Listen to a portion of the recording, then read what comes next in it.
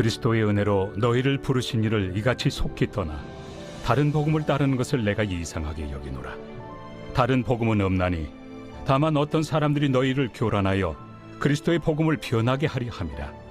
그러나 우리나 혹은 하늘로부터 온 천사라도 우리가 너희에게 전한 복음 외에 다른 복음을 전하면 저주를 받을지어다. 우리가 전에 말하였거니와 내가 지금 다시 말하노니 만일 누구든지 너희가 받은 것 외에 다른 복음을 전하면 저주를 받을지어다. 이제 내가 사람들에게 좋게 하랴, 하나님께 좋게 하랴, 사람들에게 기쁨을 구하랴. 내가 지금까지 사람들의 기쁨을 구하였다면 그리스도의 종이 아니니라. 아멘. 오늘 오송정 목사님 그리스도의 은혜의 복음과 다른 복음이라는 말씀으로 하나님 말씀 선포하실 때 큰 은혜의 시간 기도합니다. 할렐루야. 아멘. 갈라디아서 1장 6절에서 10절 본문 말씀을 읽었습니다. 그리고 오늘 설교 제목이 그리스도의 은혜의 복음과 다른 복음이라고 제가 이름을 붙였습니다. 1장 6절을 보면은 그리스도의 은혜로 너희를 부르신 이를 이같이 속히 떠나 다른 복음 따르는 것을 내가 이상히 여긴다. 그러면서 사도 바울이 상당히 분노한 어조로 갈라디아 여러 교회들, 이 독자들에게 지금 인사말 바로 이어서 이 말씀을 하고 있습니다. 사도 바울은 편지에서 언제고 어떻게 전개를 하느냐 그러면은 먼저 문안 인사를 드려요. 나 바울 예수 그리스도의 종이고 사도인 바울은 어디에 있는 교회들에게 또는 성도들에게 문안합니다. 그러면서 축원을 하여 하나님 우리 아버지와 주 예수 그리스도로부터 은혜와 평강이 있기를 원합니다. 이게 거의 상투적인 문안 문구입니다. 근데 바로 이어서 사도 바울은 또 습관처럼 편지에서 어떻게 이어가고 있느냐 그러면은 칭찬하는 말을 하고 있습니다. 로마 교회에 대해서도 먼저 문안 인사를 한 다음에 여러분들이 믿음이 얼마나 큰지 세상에 다 퍼졌습니다. 그러면서 그들의 믿음을 칭찬을 해줘요. 데살로니가 전서 1장 2절부터 보게 되면은 여러분들을 생각할 때마다 내가 감사하면서 기도를 합니다. 왜 그러냐 그러면 여러분에게 믿음의 역사가 있고 사랑의 수고가 있고 소망의 인내가 있습니다. 또 데살로니가 후서에 보게 되면 여러분들의 믿음이 더욱 자랐습니다. 사랑이 풍성합니다. 그러면서 칭찬을 해주고 있는 것을 볼 수 있습니다. 또 골로새서도 보게 되면은 여러분들이 믿음, 예수 그리스도에 대한 믿음, 성도에 대한 사랑, 또 소망의 인내를 가지고 있습니다. 이렇게 칭찬을 해요. 고린도 교회가 아주 육적인 교회였고 어린아이 교회였고 사도 바울의 속을 많이 썩인 교회였어요. 그럼에도 불구하고 고린도 전서를 보게 되면은 아주 칭찬하는 말로 바로 시작이 되고 있는 것을 볼 수 있습니다. 하나님께서 여러분들한테 많은 은혜를 줬습니다. 고린도 교회가 특별히 어떤 면에 있어서 특징이 있고 축복을 받았다 그러냐 그러면 은사를 많이 받았어요. 오늘날로 말하자면은 좀 오순절 교회라고 볼 수 있어요. 은사가 아주 풍성합니다. 칭찬을 해주는 거예요. 서로 다투고 싸우고 파당도 있고 사랑도 부족하고 질서도 없고 그렇지만은 그런 얘기는 안 하고 칭찬하는 말을 먼저 쓰는 것을 볼 수 있습니다. 하나님도 우리를 그렇게 보시리라고 생각해요. 우리를 먼저 보실 때 참 우리의 장점, 우리에게 있어서 칭찬해 줄 부분을 먼저 하나님께서는 생각을 하시는 거죠. 우리는 좀 율법적으로 생각하는 경향이 많이 있어요. 아유, 오늘 주일 앞에 하나님 앞에 나가서 예배를 드리는데 하나님은 모든 것을 다 알고 계시는데 내 흠을 지적하실지도 몰라. 그러면서 하나님 용서해 주세요. 그런 식으로 하나님 앞에 나가려고 하는 사람들이 많이 있는데 그것은 바람직한 태도가 아니라고 볼 수 있습니다. 우리는 우리의 경건을 가지고 우리의 완전한 인격을 가지고 나가는 건 아니거든요. 우리는 예수 그리스도의 이름으로 하나님의 은혜를 힘입어서 예수님의 보혈을 힘입어서 나오는 거거든요. 은혜의 보좌 앞에 담대히 나가자 이렇게 말씀하고 있지 않습니까? 하나님 아버지께 감사하고 찬양하고 경배드리기 위해서 나오는 거거든요. 그래서 너무 우리 자신에 대해서 자꾸 집중을 하게 되면 그게 뭐냐 그럼 율법주의적인 성향이다 이렇게 말할 수 있어요. 율법주의적인 성향을 가지고 믿는 사람들이 많이 있어요. 그런데 그것은 복음적이라고 볼 수 없습니다. 먼저 은혜, 하나님이 우리에게 주신 은혜를 힘입어서 예수 그리스도의 이름으로 나가는 겁니다. 그래서 그리스도의 은혜로 이렇게 시작을 하는 거예요. 갈라디아 교회에 대해서만은 사도 바울이 문안 인사 후에 바로 이어서 감사하다는 말, 축복한다는 말, 칭찬하는 말을 생략을 한 겁니다. 유일하게 예적으로 사도 바울의 편지 가운데에서 갈라디아 교회에서 갈라디아서에서 칭찬한 말이 없는 거예요. 왜 없느냐 그러면은 그리스도의 은혜에서 떠났기 때문에 다른 복음을 쫓아가는 것이기 때문에 이것은 아주 치명적인 거거든요. 그리스도의 은혜를 붙잡아야 되는데 은혜를 놓쳤어요. 은혜보다도 다른 복음이 뭐냐 그러면 율법적인 복음, 예수를 믿어야 된다는 것을 부정한 것은 아니에요. 그러나 예수님보다도 다른 것을 붙잡는 거, 그것이 잘못되는 거죠. 주님의 은혜, 우리는 은혜를 붙잡아야 되거든요. 은혜라는 말이 이제 헬라어로는 카리스라고 그래요. 카리스. 은혜라는 말이 아주 많이 나타나고 있는 걸 볼 수 있어요. 신약 성경에. 은혜. 그래서 이름도 우리 크리스찬들은 영어로는 그레이스지만은 한국 이름으로는 은혜라고 그러는 은혜라는 이름을 가지고 있는 사람들이 많이 있는데 아유 저 사람은 아마 기독교 가정에서 태어난 사람이야. 되게 믿음이 좋은 목사님, 장로님, 권사님 자녀들이 은혜라는 이름을 많이 가지고 있는 것을 볼 수 있습니다. 신앙적인 이름을 붙이는 거예요. 서양에도 그런 이제 전통이 좀 있습니다. 그런 이름. 그런데 성경에도 보면은 그런 이름이 많이 있어요. 구약에서 한나 그러면은 한나가 무슨 뜻이냐 그러면 은혜를 헨이라고 그러거든요. 헨을 여성 명사로 바꾸면 이제 한나가 되는 거예요.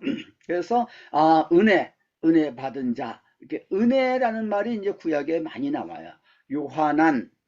요한이란 말이 바로 이제 은혜라는 말이에요. 은혜라는 말을 사람의 이름으로서 이제 붙인 겁니다. 근데 신약에 와가지고서는 그 요한이 된 거예요. 요한. 이제 영어로는 John이라고 그럽니다. John.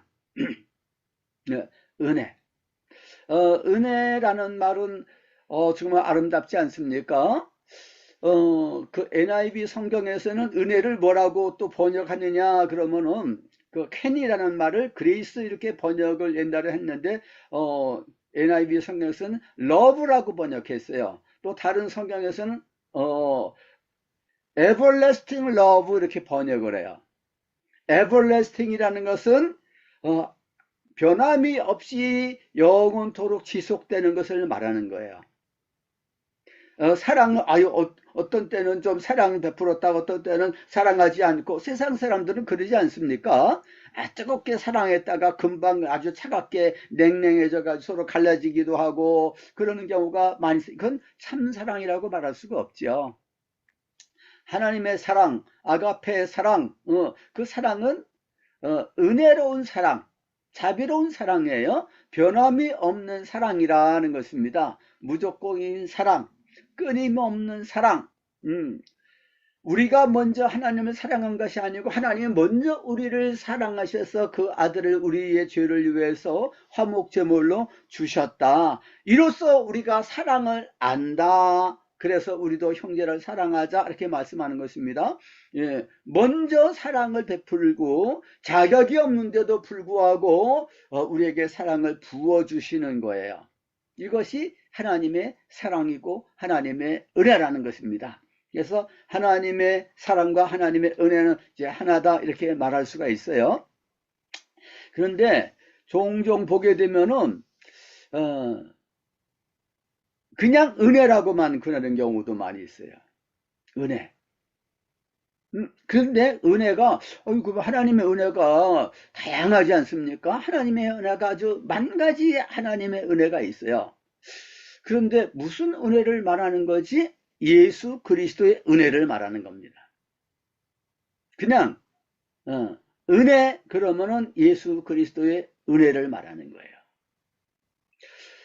요한복음 1장 17절을 보게 되면은 율법은 모세로 말미암아 주신 것이지만은 그게 맞는 거죠. 율법. 하나님의 계시의 말씀, 계명의 말씀, 그것을 시내산에서 모세가 계시를 받아가지고 전해줬어요. 그러니까 율법이다 이거예요.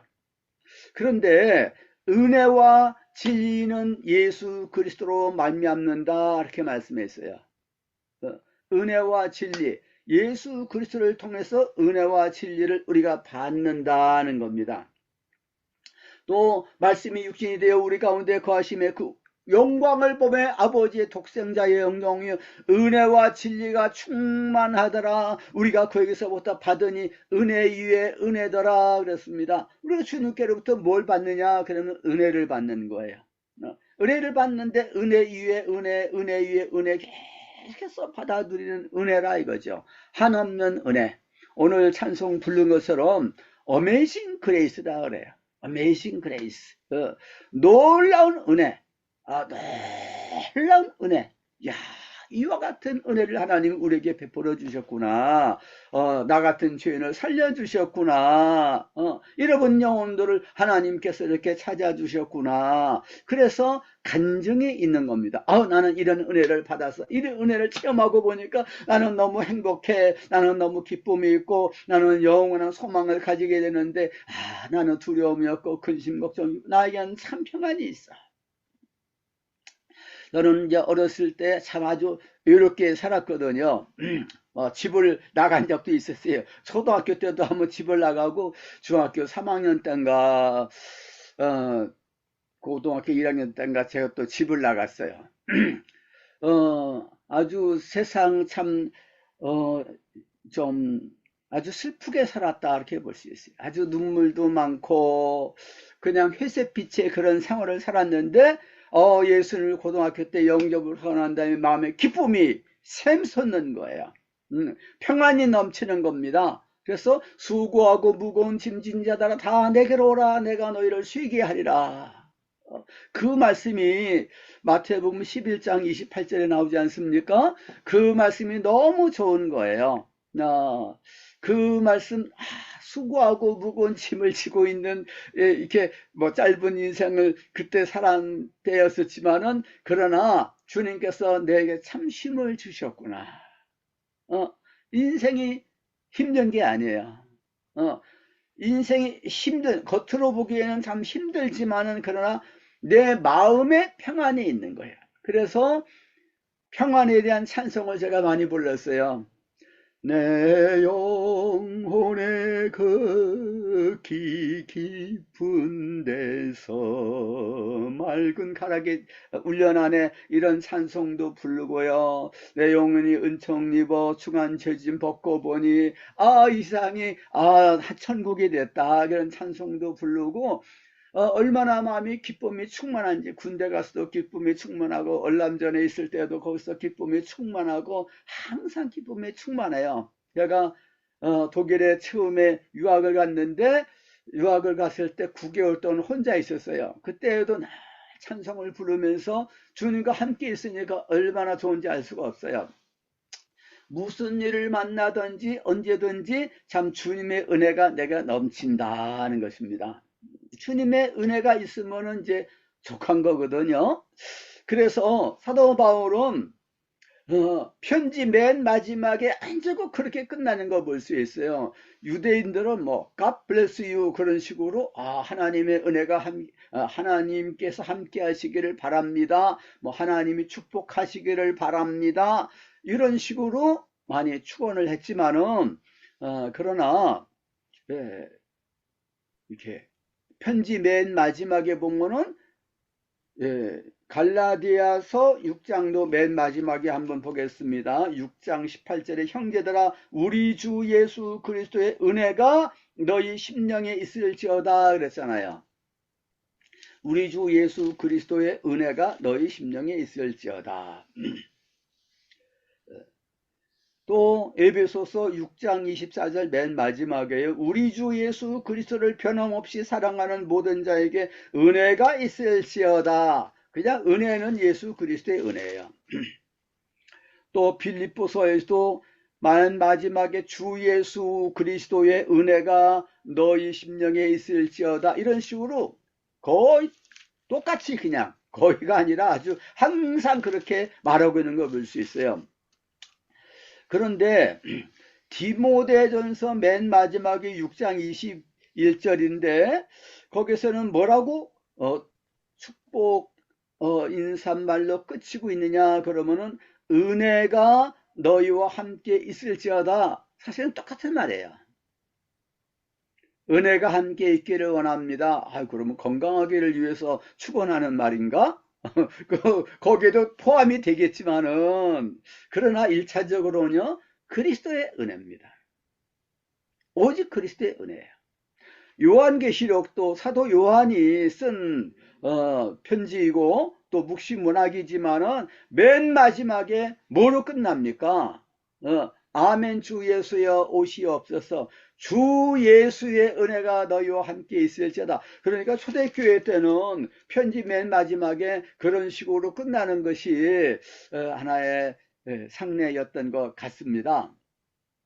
주님의 은혜, 그리스도의 은혜를 추구하지 않고 다른 것을 추구하는 거예요. 그것도 그냥 뭐 인사말을 하는데 우리 주님의 은혜가 함께 있기를 원합니다 말을 안 했다 이런 차원이 아니에요. 복음에서 떠나는 거예요. 복음을 아주 압축을 시켜서 말한다 그러면 그리스도의 은혜의 복음이에요. 그리스도의 은혜의 복음. 사도행전 20장 24절을 보면은 사도 바울이 에베소에서 3년 동안 목회를 했는데 지나가면서 거기에 있는 목회자들, 성경에서는 장로라고 그랬지만 다 목회자들입니다. 그 사람들을 쭉 불러 모아가지고서 유언과 같이 얘기를 하는 것입니다. 주 예수께 받은 사명, 하나님의 은혜의 복음을 전하는 데 있어서 내 생명을 내가 조금도 귀한 것으로 여기지 않습니다. 그러면서 권면의 말을 쭉 하고 있는 것을 볼 수 있어요. 사도 바울의 사명은 뭐냐? 그러면은 하나님의 은혜의 복음, 그것은 또 그리스도의 복음이에요. 이것을 전하는 것이다 그랬습니다. 그래서 은혜의 복음을 전하지 않고 다른 거 윤리적인 그런 설교를 하는 사람들이 요새 점점 많아지는 것입니다. 인문 과학 소양을 많이 갖춰야 됩니다. 그래서 목사들끼리 만나가지고서 문학, 소설, 수필집 이런 것을 읽고 서로 토론하고 그런 모임이 있다 그러더라고요. 그런 사람들이 TV 방송에 나와가지고 이렇게 설교하면 이야 참 멋있다. 그 인문 과학을 얘기하고 뭐 평안을 얘기를 하고 뭐 얘기는 멋있는 것 같지만 그리스도가 빠졌어요. 십자가가 빠졌어요. 그 참 복음이라고 말하기가 어렵습니다. 또 어떤 사람들은 하나님이 여러분과 함께 계십니다. 하나님이 여러분 축복하십니다. 늘 믿으세요. 기도하세요. 그건 좋아요. 그런데 그리스도의 은혜가 빠져 있으면은요, 그러면 그건 온전한 복음이라고 말하기가 어려워요. 복음 설교라고 말하기가 어렵죠. 우리 주님의 은혜를 언제고 묵상하고 주님의 은혜를 전해야 될 줄로 믿습니다. 구약 성경 어디를 펴더라도 거기서 그리스도의 은혜를 찾아야 돼요. 스펄전 목사가 아주 설교자의 황태자다 그런 말을 하지 않습니까? 근데 스펄전 목사는 성경 어디를 딱 펴놓고서 가능한 대로 빨리 그리스도께로 달려갔다 그렇습니다. 그냥 예수님을 전하는 거예요. 요셉을 얘기할 때, 다니엘을 얘기할 때, 다윗을 얘기할 때, 아브라함을 얘기할 때, 누구를 얘기할 때든지 그 사람들은 예수님에 대한 모형이거든요. 그러니까 예수님을 전하는 거예요. 그러면 사람들이 은혜를 받아요. 엄청나게 놀란 은혜를 끼친 사람이 스펄전 목사님인데 그분은 신학을 공부도 안 한 사람이에요. 근데 신학교를 세웠어요. 스펄전 스칼리저라고 지금도 있습니다. 런던에. 예수님을 잘 알아야 되는 것입니다. 무디가 하나님께 기도했어요. 하나님 나에게 믿음을 주세요. 믿음을 주세요. 믿음을 주세요.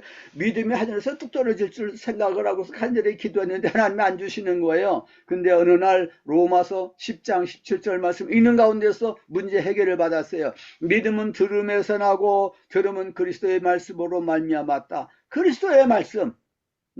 그리스도의 말씀을 통해서 믿음이 점점 자라는 것입니다. 그리스도께서 아주 기초돌이고 그 그리스도께서 토대가 되는 것입니다. 주님 위에 서 있는 믿음이 그 믿음이 참 믿음이고 보배로운 믿음이 되는 것입니다. 그래서 예수님에 대해서 잘 알아야 되는 거예요. 근데 그리스도의 은혜를 강조하지 않고 십자가를 강조하지 않고 그리고 다른 거 율법을 강조하고 뭘 지키는 것을 강조하고 안식일 성수를 강조하고 그런 것들은 다 뭐 나쁜 것은 아니지만은 그러나 그건 매이게 되니까 자유가 없는 거예요. 그리스도 안에서 참 자유를 누릴 수가 있는데 다른 것을 붙들면은 주님을 놓치게 되는 거예요. 그래서 이것을 이제 갈라디아서 특별하게 강조를 하고 있습니다. 갈라디아서가 참 복음의 아주 핵심을 우리한테 잘 설명해 주고 있는 그런 서신이라고 말할 수 있습니다. 갈라디아서고 로마서가 이제 그 교리 서신인데요. 그래서 예수 그리스도의 은혜가 무언가 그것을 대조를 했어요. 그 당시에 거짓 교사들이 들어왔는데 그 사람들은 율법을 지키라 그러는 거예요. 율법을 지키라. 오늘날에는 뭐 율법을 지키라고 하는 사람이 없지만은 또 다른 것을 얘기하는 사람들이 있겠죠. 예수 그리스도 외에 다른 것을 붙잡으려고 그러면은 그리스도를 놓치는 거다 이겁니다. 그 갈라디아 교회들에게 들어온 사람들이 어떤 사람들이냐 그러면은 7절에 보니까 다만 어떤 사람들이 너희를 교란하여 그리스도의 복음을 변하게 하려 함이라 그랬습니다. 어떤 사람들 그러니까 사도 바울이 복음을 전했는데 떠났어요. 근데 거기에 거짓 교사들이 들어가 가지고서 미혹을 하는 거예요. 혼란하게 만드는 것입니다. 그리스도의 복음을 변하게 만들려는 거예요. 2장 5절을 보게 되면은 2장 4절에 가만히 들어온 거짓 형제들이라 그랬어요. 가만히 들어온 거짓 형제들 우리가 가진 자유를 엿보고 그랬습니다. 그리스도 예수 안에서 우리가 가진 자유 그리스도 안에서는 자유가 있는 거예요. 예수님께서 우리에게 자유를 주셨어요. 이승만 초대 대통령이 마지막으로 세상을 떠나시면서 우리 고국에 있는 국민들에게 남기신 말씀이 있어요. 멍에를 매지 말고 자유를 누리라고 자유를 강조했어요. 오늘날도 이 땅 위에서 이 자유를 박탈하려고 하는 사람들이 많이 있지 않습니까? 그런데 이런 우리 민주주의의 그 자유도 참 중요한데 더 중요한 것은 영적인 자유라고 할 수 있어요. 그래서 5장 1절을 보게 되면은 그리스도께서 우리를 자유롭게 하려고 자유를 주셨으니 그러므로 굳건하게 서서 다시 종의 멍에를 매지 말라 그랬습니다. 5장 13절에서 형제들아 너희가 자유를 위하여 부르심을 입었다. 그 자유로 육체의 기회를 삼지 말라. 방종하지 말라는 것이죠. 자유. 그래서 갈라디아서를 한마디로 어떤 교훈을 말씀하고 있다고 볼 수 있는가? 어떤 사람은 자유 이렇게 말을 해요. 그리스도인의 자유. 마틴 루터가 종교개혁을 일으켰는데 아주 진리의 복음을 분명하게 바로 선포를 했습니다. 그런데 그리스도인의 자유라는 그런 소책자를 쓴 거가 아주 유명해요. 우리 그리스도인들에게는 자유가 있어야 되거든요. 뭔가 이렇게 매이는 것이 있고 묶이는 것이 있고 답답한 것이 있고 우울한 것이 있고 슬픔이 있고 두려움이 있고 불안해하고 이거 다 마귀가 갖다 주는 거예요. 세상에 갖다 주는 것입니다. 이거 육적인 생각이다 이거예요. 우리에게 참 평안을 주시는 거예요. 하나님 나라는 먹는 것과 마시는 것이나 오직 성령 안에서 의와 평강과 희락이라 그러지 않았습니까? 성령의 열매, 갈라디아서 5장 22절에 나오죠. 성령의 열매는 사랑, 희락, 화평. 사랑이 있고 희락이 있고 화평이 있으면은 거긴 참 복음이 있다. 예수님의 은혜를 깨달은 사람이라구나 이렇게 말할 수 있어요. 그래서 주일날 성도들한테 무슨 설교를 할까? 성도들을 위로하고 격려를 해줘야 될 텐데 하고서 이런 저런 얘기 어떤 경우는 좀 웃기는 얘기. 성도들을 좀 웃겨야 돼. 예. 웃기는 것도 나쁜 것은 아니겠지만은 그러나 너무 인위적인 것일 수 있어요. 우리 주님을 전하게 되면은 주님 안에 참 기쁨이 있고 평안이 있고 감사가 있는 거거든요. 골로새서 3장 15절 말씀을 보면 그리스도의 평강이 너희 마음을 지배하게 하라. 이를 위하여 너희가 부르심을 받았으니 너희는 감사하는 자가 되라 그랬습니다. 주님의 평안이 있으면은 거기에 감사가 넘쳐나는 거예요. 너희가 그리스도 예수를 주로 받았으니 그 안에서 행하되 그 안에 뿌리를 받고 세운 입어 교훈을 받은 대로 믿음에 굳게 서서 감사를 넘치게 하라 그랬습니다. 믿음에 굳게 서야 되는 거예요.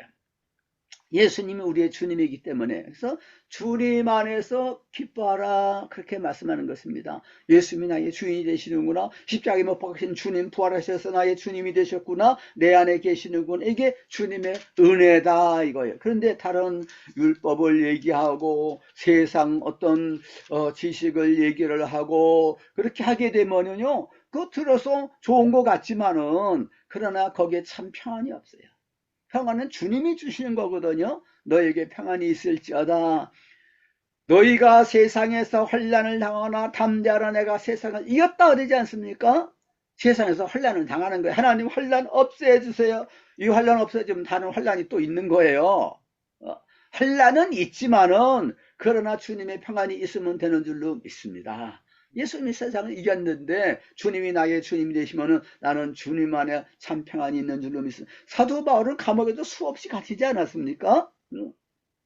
39번씩 맞는 배를 5번 맞았다 그랬어요. 3번 태장으로 맞고요. 강도의 위험, 산의 위험, 동족의 위험, 무슨 위험도 그 얼마나 불안했겠습니까? 근데 사도 바울은 불안하질 않아요. 정말로 우리 주 예수님을 인격적으로 만나서 주님의 은혜를 깨달은 날부터 그 골로새서 1장 이제 4절 5절 말씀을 보게 되면은 너희가 진리의 복음을 깨달은 날부터 신앙이 자라갔다 이렇게 말씀하고 있어요. 영적인 성숙을 하는 데는 깨달음이 있어야 되는 거예요. 이 진리, 하나님의 은혜 복음이 된 깨달음이 있어야 됩니다. 제가 최근에 아주 참 너무 놀랐어요. 마음속으로요. 놀란 그런 사실을 제가 알게 됐는데, 우리 한국 교회에서 정말로 존경하는 분들이 여러 분 있지 않습니까? 그런데 정말 성자같이 사신 분 가운데서 또 순교자이시기도 하고 그런 분이 손양원 목사님이에요. 사랑의 원자탄이라고 그러지 않습니까? 다 여러분 아시죠?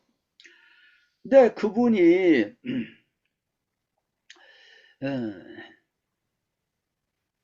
그 큰아들, 둘째 아들, 그 두 아들이 여수순철 반란 사건이 일어나지 않았습니까? 그 사람들이 또 제주도에 가가지고서 그 4.3 사건 일으키고 그랬는데 그 여수순천 반란 사건이 아주 대단했거든요. 옛날에 그 남한 땅에 빨갱이가 많이 있었습니다. 박헌영이가 이렇게 심고서 그냥 북한으로 넘어갔고, 사실 박헌영이가 김일성하고 같이 해가지고서 그 유교를 일으킨 거 아니겠어요? 그 빨갱이들이 많이 있었는데 여수순천 반란 사건이 일어나고 그렇게 하게 되니까 야, 우리 공산주의 세상이 됐다 해가지고서 그 고등학생들 가운데서도 여기 공산주의 반대하는 사람들 다 붙잡아다가 죽여야겠다 그래서 여기 기독교인들이 있다. 그래서 손양원 목사님 큰아들 둘째 아들이 거기 학교를 다니고 있었는데 그러다가 그냥 죽인 거예요. 근데 죽이는데 앞장선 사람이 안재선이라는 사람입니다. 그래서 나중에 여수 순천 반란 사건이 이렇게 진압이 되고 난 다음에 그 빨갱이들을 다 또 사람을 죽이고 그랬으니까 붙잡아다가 완전히 그건 사형입니다. 그런데 손양원 목사님은 정말로 예수님의 화신이라고 했을 정도로 사랑의 원자탄이거든요. 그러니까 그냥 탄원서를 보낸 거예요. 그 군법 회의에서 그 사람 저 사형시키면 안 됩니다. 내가 그 사람을 양자로 만들어 가지고 새 사람을 만들겠습니다. 탄원서를 내 가지고서 그래서 그 아주 중죄수라고 말할 수가 있겠죠. 살인범이죠. 그런 사람을 그냥 풀려나게 만들었어요. 그런데 6.25가 터져가지고서 손양원 목사님이 순교하셨어요. 그런데 그 안재선 그 젊은이가 처음에는 아이고 저분이 나를 양자로 삼아가지고서 뭐 호적에는 입적을 시킨 건 아니라 그러더라고요. 그 죽게 됐는데 그것을 모면하도록 하기 위해서 그렇게 내 아들도 삼겠습니다라고 얘기한 거래요. 근데 그 사람이 아무리 강박한 마음을 가졌다 하더라도 야, 그 나를 이렇게 죽게 됐는데 나를 안 죽게 만들기 위해서 양자로 삼겠다고 말씀하셨다니 얼마나 감사한 일이에요. 그래서 이제 교회도 다니고 성경학교도 다니고 그랬는데 손양원 목사님이 그냥 죽으시는 거예요. 그걸 보고서 낙심해 가지고서 교회를 떠났다는 거예요. 그 다음에도 교회 왔다가도 또 교회를 떠나고 그렇게 해가지고서 많은 사람들은 그 양자로 입양이 돼가지고서 회심을 해가지고서 그 사람이 예수님을 잘 믿다가 목사도 됐다 이렇게 알려져 있지만 그건 아니라는 거예요.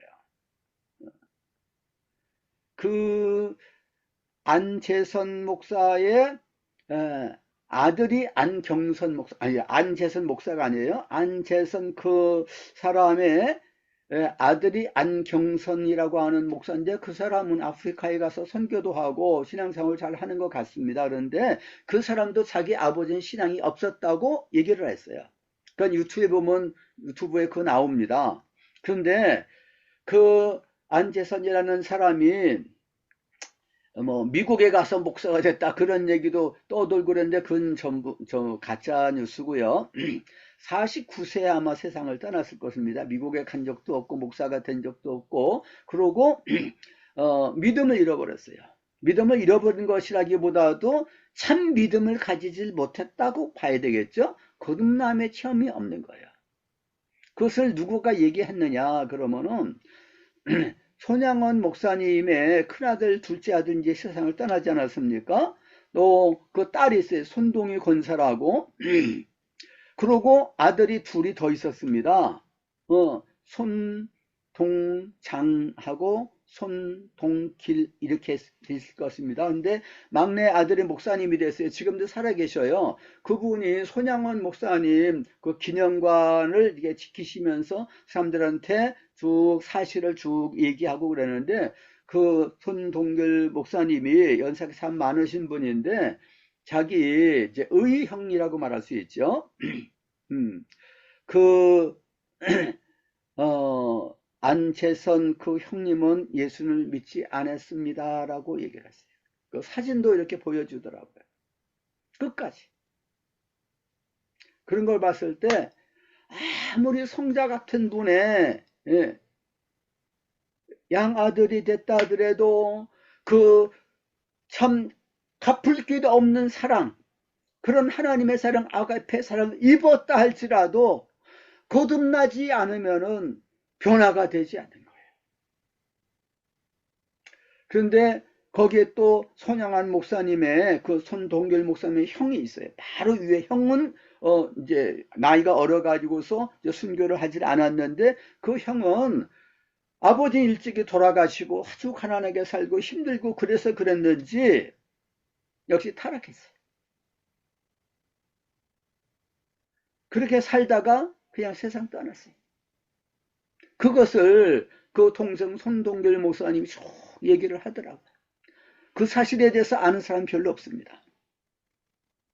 그랬을 때 참 순교자, 성자같이 살았던 사랑의 원자탄 손양원 목사님 아들 가운데서도, 양자 가운데서도 그렇게 복음의 진리를 모르고 그리스도의 은혜를 깨닫지 못하고 거듭남의 체험이 없었을 때, 성령의 감화가 없었을 때 그런 길로 가는구나. 또 옥하나 목사님의 그 큰아들 있지 않습니까? 사람도 그냥 유튜브에도 그게 그대로 나와 있지 않습니까? 완전히 이단적인 말을 하고, 예수가 사람인데 어떻게 세상 사람들의 죄를 위해서 죽을 수가 있느냐, 이건 다 거짓말이다. 이 신약성경은 다 거짓말이다. 이건 자유주의도 그런 자유주의가 없는 거예요. 이 사탄적인 그런 말을 하고 있는데 너무나도 놀랍지 않습니까? 정말 충격이죠. 그러니까 그렇게 존경받던 목사님, 그런 목사님이 자기 자녀들은 얼마나 참 자녀들을 위해서 기도를 했겠습니까마는, 그런데 젊었을 때 주님을 잘 믿질 않고 많이 속일 썩였다 그러는데, 나중에는 이제 교회로 돌아왔다 그러고 집사까지 됐는데 결국은 주님을 떠나고, 아주 안티 기독교 중에서 그런 안티가 없잖아요.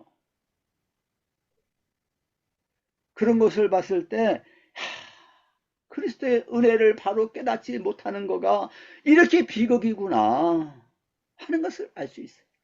저도 이렇게 자녀들한테 어렸을 때부터 이 그리스도의 은혜의 복음, 이 진리에 대해서 강조하고 깨닫게 만들고 깊은 그런 깨달음을 얻도록 그렇게 관심을 가져지 못한 것에 대해서 참 후회를 하는 거예요.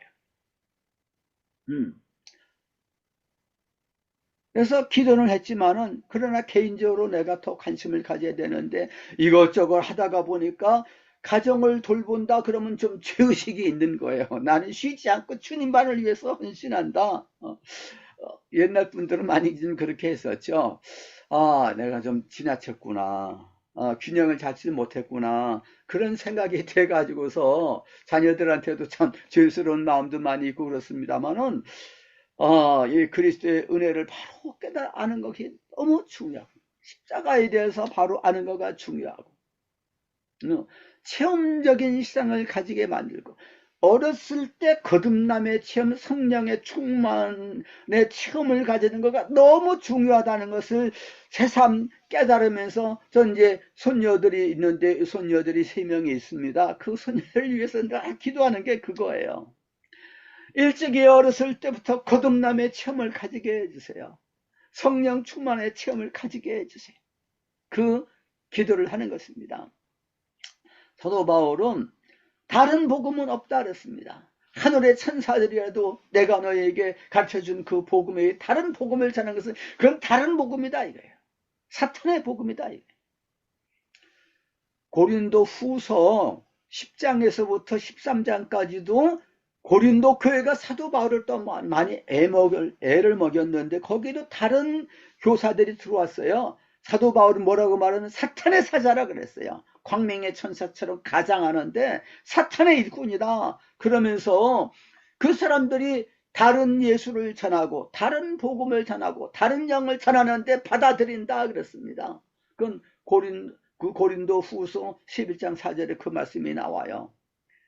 야, 고린도 교회에서 사도 바울이 1년 6개월 동안 그렇게 가르치고 편지도 써서 권면하고 위에서 늘 기도하고 그랬는데 야, 그런데 또 거대 교사들이 들어가 가지고서 사람들을 미혹을 하니까 거기에 막 따라가는 거예요. 이 갈라디아 교회가 그러니까 이거 큰일 난 거예요. 정말로 바로 말씀으로 양육을 철저히 하는 거가 중요하구나. 이거가 너무너무 중요한 겁니다. 제가 지금 이제 협동 목사로 섬기고 있는 교회에서 제가 확신반이다 그래서 새 신자반을 거친 사람들을 또 양육을 하는 반을 제가 맡게 됐습니다. 그래서 제가 그 양육을 하면서 한 10주 정도 이렇게 양육을 하는데 내가 뭘 가르쳐야 될 것인가 이제 쭉 이제 보냈어요. 이게 또 이제 들어오는 거예요. 오늘 또 이제 새로 시작을 하게 되는데 어떻게 가르칠 것인가 한 8명 되는데 저는 뭘 가르치냐 그럼 이제 교재가 있어요. 그런데 교재 가운데서 제가 어떤 교재를 청년들을 제가 많이 이제 가르치고 지도를 하고 그랬는데 뭐가 좋으냐 그러면 내비게이터 성경 공부 교재하고 CCC 10단계 교재가 아주 최고로 좋더라고요. 다른 예수 전도단 교재 또 IBF 교재 UBF 교재 제가 다 사용해 봤어요. 그것도 다 좋아요. 그런데 좋은 거가 CCC 교재하고 또 그 내비게이터 성경 공부 교재가 아주 최고예요. 지금 여기 내비게이터 성경 공부 교재가 10권으로 되어 있습니다. 그리스도인의 생활 연구라 그래서 10권으로 나와 있는데 그 중에서 이제 7권 제8권, 9권은 다 성경 공부 교재예요. 데살로니가전서, 요한일서, 빌립보서 성경 공부 교재이고 또 다른 것입니다. 그리고 이 주제별로 6권이거든요. 너무너무 잘 돼 있어요. 나는 최고라고 생각합니다. 이것이. 첫 번째는 그리스도 안에 있는 새 생명, 그 다음에 그리스도와의 교제, 또 그리스도와의 동행, 또 그리스도인의 성품, 믿음의 기초, 봉사의 성장 이렇게 나와 있는데 아주 참 잘 돼 있어요. 그리스도 안에 있는 새 생명, 그리스도의 교제, 그리스도의 동행, 예수님에 대해서 바로 알아야 되는 거예요. 주님과 동행하는 거 아니겠습니까? 이 세상에서 부모하고 같이 있을 날은 별로 없는 거예요. 전부 학교에서 공부하고 학원에서 공부하고 세상에 나가서 대학교에 가서 공부하고 직장 생활하고 어디 떠나 있고 결혼해서 떠나고 예수님을 모시지 않게 되면은 주님의 은혜를 떠나는 거예요. 그러면은 어떻게 되겠습니까? 그러나 주님만 모시게 되면은 문제가 해결이 되는 거거든요. 그리스도의 은혜가 귀한 줄로 믿습니다. 여기 선교사 하시는 분들도 다 이것을 깊이 깨달아 알길 바랍니다. 저는 앞으로 북한에 가서 복음을 전하려고 하는데 북한에서 어떻게 복음을 전할 것인가 저는 많이 생각을 하고 있어요. 뭘 가르칠 것인가? 나는 오직 예수, 오직 십자가, 예수님의 은혜를 전해서 예수님의 은혜를 깊이 깨달아 알고 체험을 하고 이 은혜를 깨달아 안 때부터 신앙이 잘한다 그랬어요. 신앙이 잘하는 것이 아니고 말씀이 잘한다. 원문에서는 그렇게 되어 있어요. 말씀을 잘 뿌리는 우리 모두가 되기를 주님의 이름으로 축원합니다. 한번 기도하겠습니다. 할렐루야. 우리 아버지 하나님께서 하나님 아들 예수 그리스도를 세상에 보내주셨는데 우리 주 예수님이 하나님의 아들이시고 우리의 주님이시고 그리스도가 되십니다. 우리 주님 생명이 되십니다. 우리 주님의 은혜를 우리가 깨달아 알게 되었고 주님을 영접하였습니다. 변화돼서 우리는 새 사람이 되었습니다. 감사합니다. 주님의 은혜야말로 진리의 말씀인 줄로 믿습니다. 주님의 이 진리의 말씀을 바로 선하는 우리가 될 수 있도록 만들어 주옵시기를 원합니다. 우리의 모든 자녀들도 우리의 모든 손주들도 우리가 섬기는 모든 교회 성도들도 이 진리를 깨달아 알게 만들어 주시옵소서. 우리 주 예수 그리스도의 은혜가 마음속에 항상 넘쳐야 될 줄로 믿습니다. 우리 대한민국의 모든 영혼들도 다 우리 주 예수님의 은혜가 필요합니다. 저 북한 땅에 있는 2,500만의 저 영혼들도 다 우리 주 예수 그리스도의 은혜가 필요합니다. 하나님의 이 은혜의 복음을 우리가 전하는데 우리의 목숨을 다 바치기에 부족함이 없도록 축복하여 주옵시기를 우리 주 예수 그리스도 이름으로 기도하옵나이다. 아멘.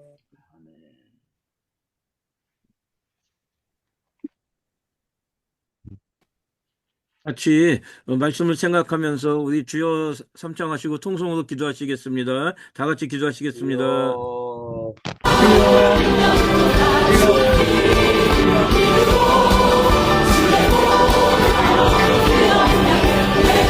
아버지 말씀을 아버지 하나님 아버지 하나님 나와 아버지 하나님 하나님을 진실을 아버지 하나님 하나님의 온전하고 아버지 하나님 전적인 은혜인 것을 깨닫게 하시니 감사를 드립니다. 아버지 하나님 아버지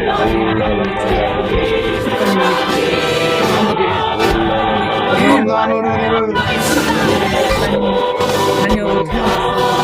아버지 하나님 그 믿음을 아버지 하나님 온전한 믿음을 갖지 못하고 아버지 하나님 사탄의 종이 되어서 아버지 하나님 정말 그 땅의 마귀의 피를 뿌리는 분들이 있습니다.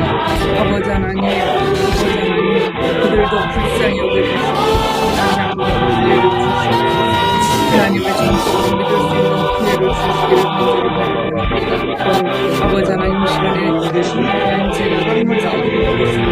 아버지 하나님 하나님 알게 하여 주시고 얼마나 감사한지 아버지 하나님 이것보다 하나님 주이신 우리 아버지 하나님 이 시간에도 아버지 하나님 당신의 사랑하는 주님들을 아버지 자녀들을 위하여 아버지 하나님 빛을 주여 살피시면서 아버지 하나님 태도하는 자를 가지고 그 오른손을 펴주고 감사를 드립니다. 아버지 하나님 아버지 하나님 하나님께서 원하시는 모든 것들을 감당하게 주셔서 날마다 나를 중시키며 아버지 하나님 말씀 앞에 앉으시고 아버지 하나님 나를 아버지 아버지 그 말씀대로 행하는 사람들입니다. 아버지 하나님 최종이가 되게 하여 주시고 간절히 바랍니다. 하나님 지금 이 시간에도 아버지 하나님 우리의 아버지의 죄들이 하나님 공수하고 있습니다. 아버지 하나님 김영래 중대사를 중심으로 아버지 하나님 김영래 중대사를 혈액 암으로 지금 큰 중에 아버지 하나님 이를 불쌍히 여겨주시고 아버지 하나님 하여 주시고 믿습니다. 아버지 하나님 그의 간절한 손으로 아버지 하나님 아버지 기도주시고 치유하여 주시고 또 아버지 하나님 아버지 하나님 우리 아버지 하나님 최진기 아버지 하나님 그 십자가 아버지 하나님 발견할 수 있게 하여 주시고 아버지 하나님 입맛이 돌아올 수 있게 감사드리고 아버지 잘 먹고 잘 자고 아버지 잘 치료하고 건강한 행복이 바랄 수 있게 도와주시옵소서. 아버지 하나님 이 시간에 기도하는 것은 우리 김준수 아버지 하나님 딸의 마음을 주님께서 감사하십니다. 아버지 하나님 혼란 가운데 아버지 하나님 그 여러 가지 역경 속에서도